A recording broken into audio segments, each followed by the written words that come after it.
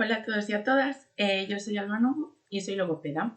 Actualmente trabajo mayoritariamente en el campo de la atención temprana con niños y niñas de 0 a 6 años y hoy vengo a haceros un pequeño acercamiento hacia la adquisición del lenguaje a través de sistemas aumentativos y alternativos de comunicación. ¿De qué vamos a hablar? De la comunicación aumentativa y alternativa, de la definición, los tipos, los objetivos y la metodología. ¿Qué es la comunicación aumentativa y alternativa?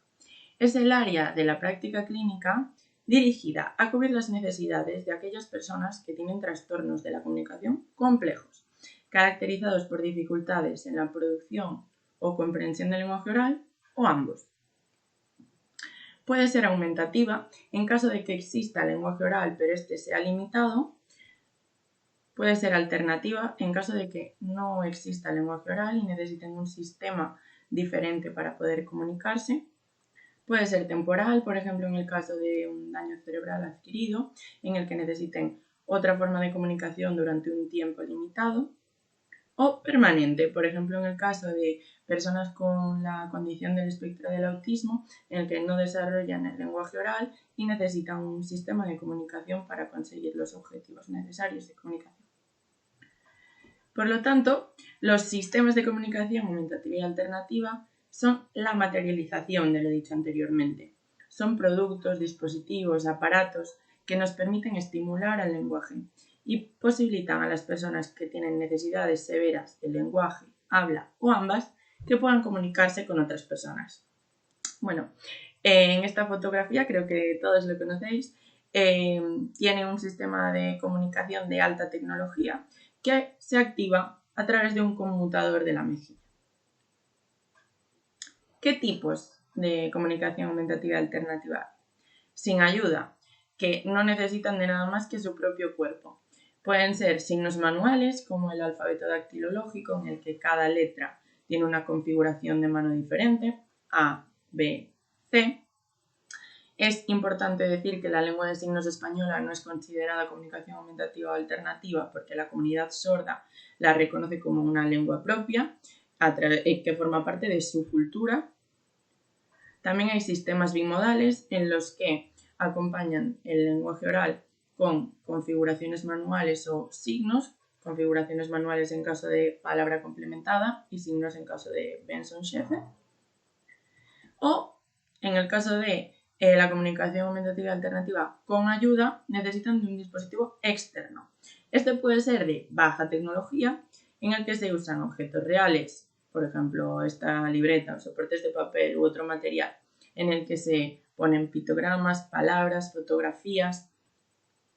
Puede ser de tecnología media, que son dispositivos sencillos en el que se graba un mensaje y a través de la activación suena.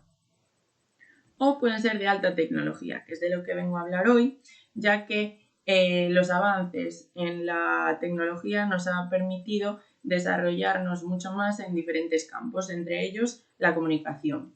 En este caso, un sistema informático como un ordenador, una tablet o un móvil se dota con un software específico de comunicación aumentativa y alternativa, como por ejemplo este de NESO, para formar un comunicador dinámico y robusto y permitir que la persona se pueda comunicar de una forma lo más funcional posible. ¿Qué quiere decir que el comunicador sea robusto? En un primer momento, el acceso debe estar ajustado a la persona. Debemos valorar cuál es el acceso perfecto, por decirlo de alguna forma, para cada caso.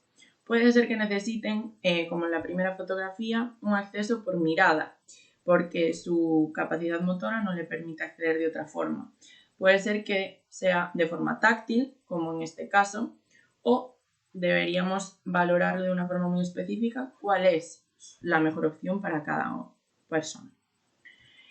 Después debe permitir el crecimiento del vocabulario y estar basado en vocabulario núcleo. ¿Qué quiere decir esto? Este vocabulario núcleo es un pequeño grupo de palabras que es el que utilizamos el 80% de nuestro tiempo, de nuestro discurso diario. Y está basado en verbos, pronombres y adjetivos, mayoritariamente. Por ejemplo, quiero, más, comer, ayuda.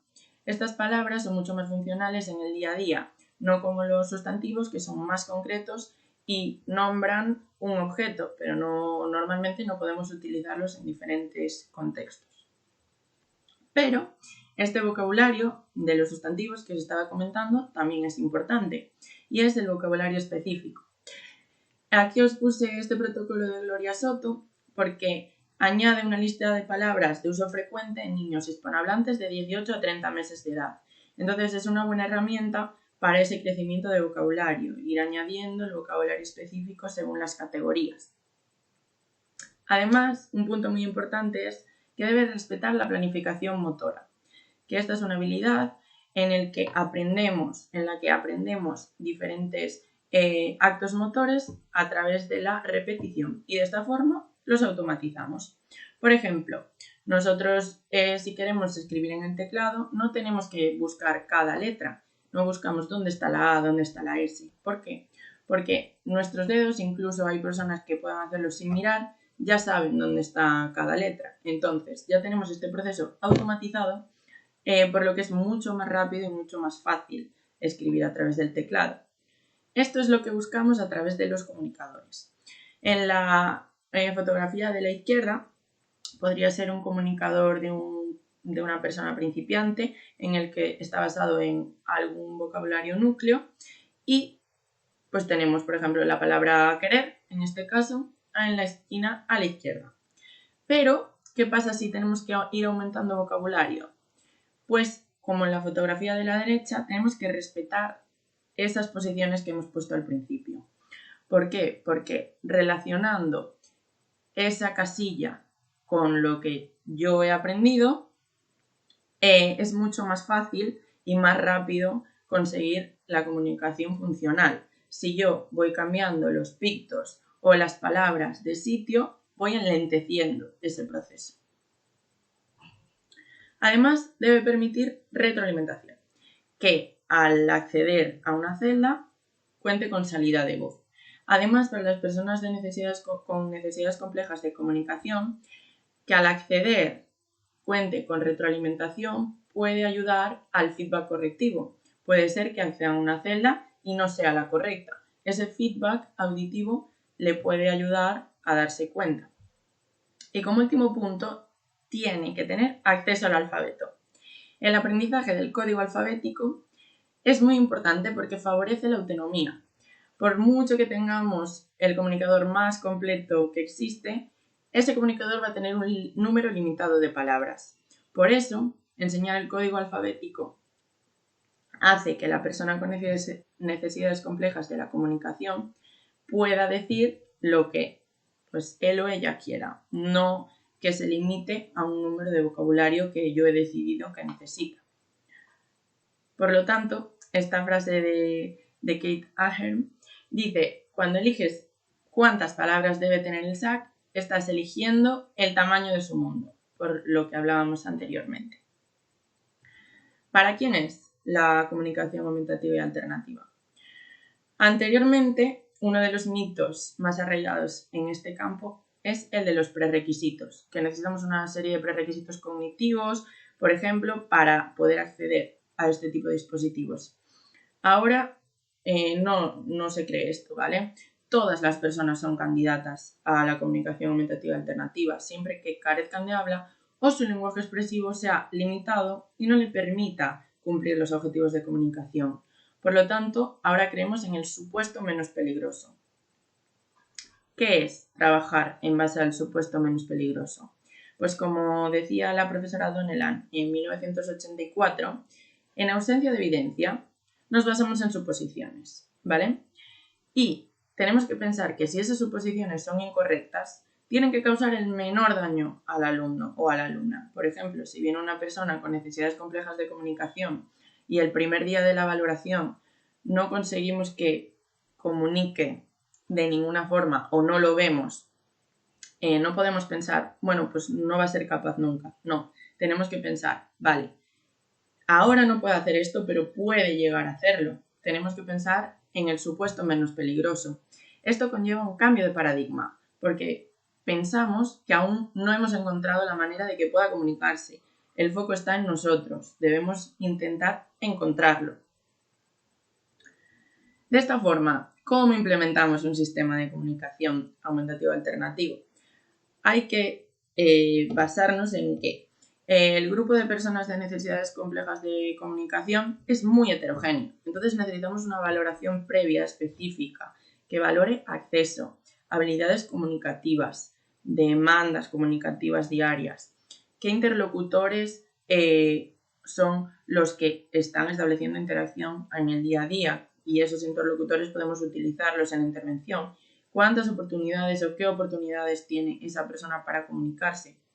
Esto es la base importante para saber desde dónde empezamos y cómo empezamos. A partir de la valoración, la comunicación aumentativa alternativa tiene unos objetivos generales. ¿Qué son?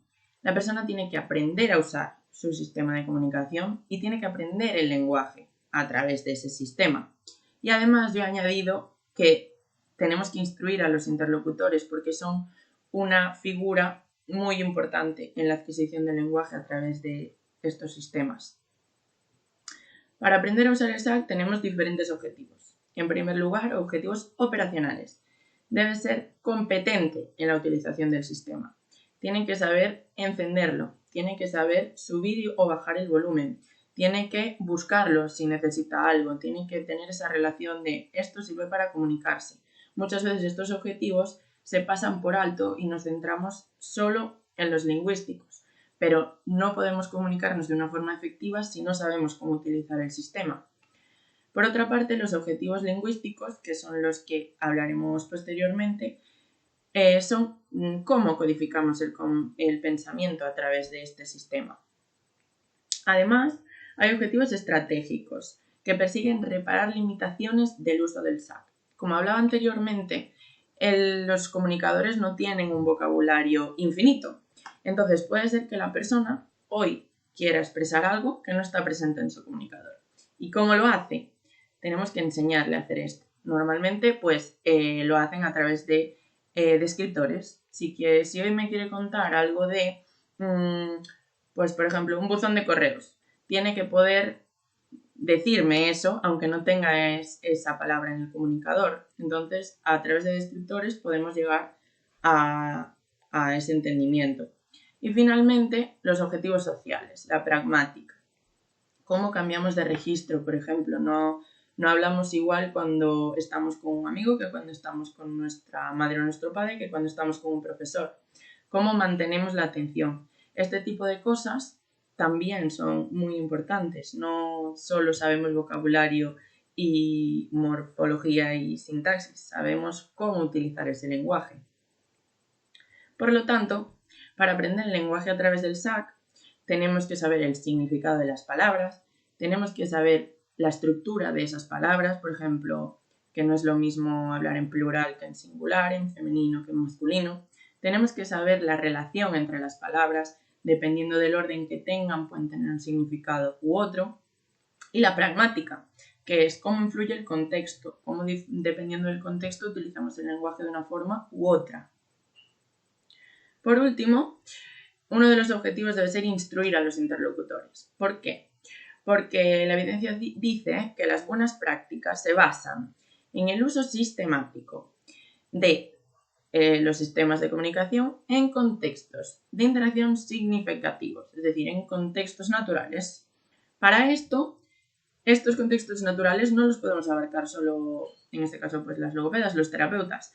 Tienen que poder hacerlo los cuidadores o cuidadoras principales y el contexto escolar, que son mayoritariamente las personas que más tiempo pasan con el niño. Con lo cual, parte de nuestro trabajo como terapeutas es instruir a los interlocutores.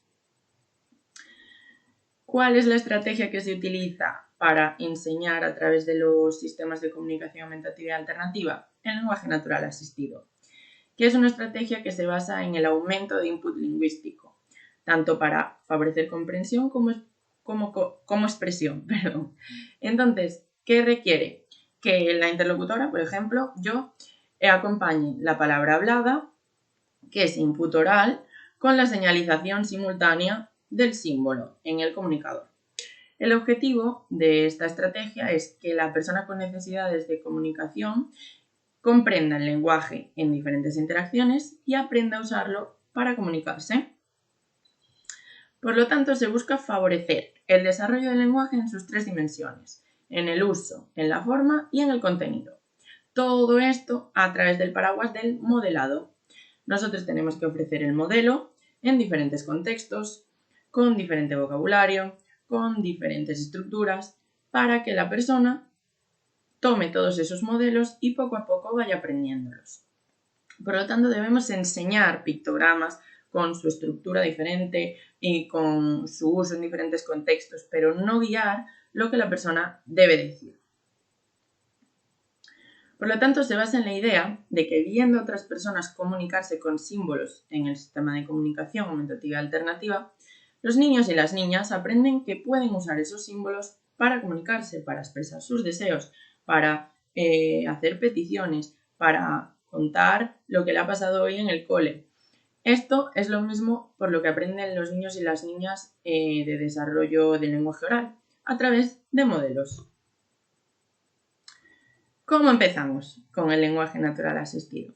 He puesto varios casos, ¿vale? En el caso 1, P tiene 4 años y medio y se comunica a través de vocalizaciones. Sabe dar respuestas de sí y no y realizar onomatopeyas, pero no utiliza el SAC de forma espontánea. Por lo tanto, podemos decir que es un principiante.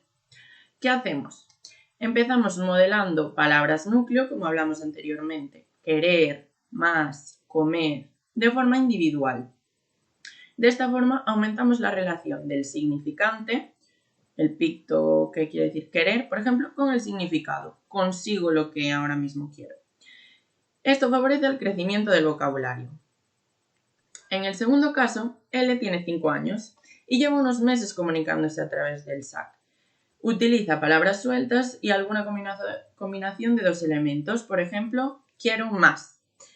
¿Qué hacemos? Y seguimos modelando frases de 2 elementos y 3 también. ¿Por qué? Porque estamos enseñando a través del andamiaje, siempre un paso más. Entonces, si hace frases de 2 elementos, reformulamos añadiendo una palabra más, 3. Si hace 1, 2.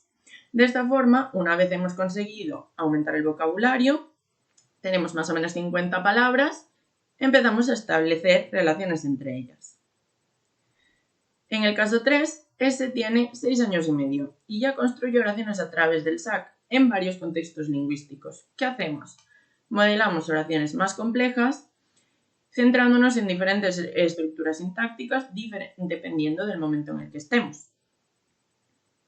Todo esto, vuelvo a decir, es muy importante que en el programa de intervención esté mediado por la familia y el entorno cercano. ¿Para qué? Para favorecer la generalización del aprendizaje.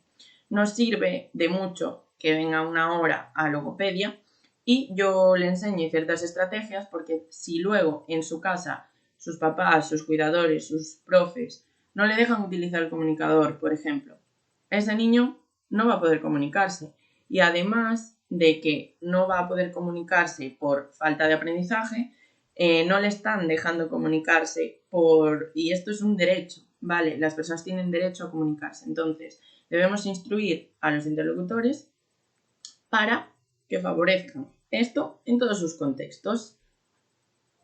Y bueno, lo último, decir que muchísimas gracias. Esto es un acercamiento al mundo de la comunicación aumentativa y alternativa. Por lo tanto, si alguien tiene alguna duda, alguna pregunta, quiere más información, quiere indagar más, pues he dejado aquí mi correo. Y nada, dar también agradecimiento por dejarme formar parte de este congreso y espero que os haya gustado.